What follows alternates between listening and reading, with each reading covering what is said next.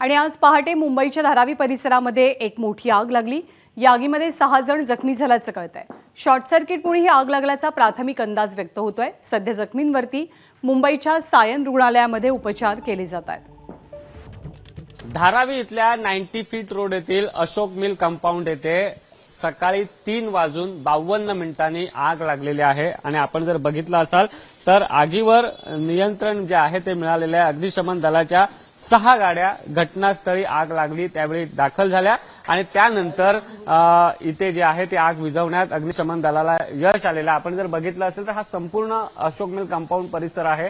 या ठिकाणी एक जिम होती, त्यासोबत काही दुकानं देखील होती, ती जळून जी आहे ती खाक झाली। इथले रहिवासी आहेत त्यांच्याशी बोलणार आहोत। कितने बजे ये आग लगी? ये सर 3:30 बजे आग लगी थी सर। वो थोड़ा शॉर्ट सर्किट हो गया था करंट की वजह से।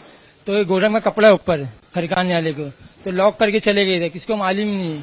आधे घंटे के बाद ऐसे अंगार लग गई तो नीचे बाटला रहा था, बाटला तो बड़ा बाटला फूटता है। आजू बाजू के भी 2 रूम और सब पब्लिक उतर के नीचे खरकाने से भागती है और दोपहर खरकाना तो लॉक था।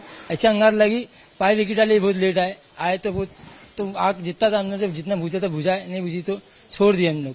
नक्कीच आपण जर बघितलं असाल तर आता आग जी आहे ती विझवण्यात यश आलेलं आहे आणि या ठिकाणी आपण जर बघितलं असाल तर ही जिम आहे ती जिम देखील जळून खाक झालेली आहे। अग्निशमन दलाने आग विझवलेली आहे।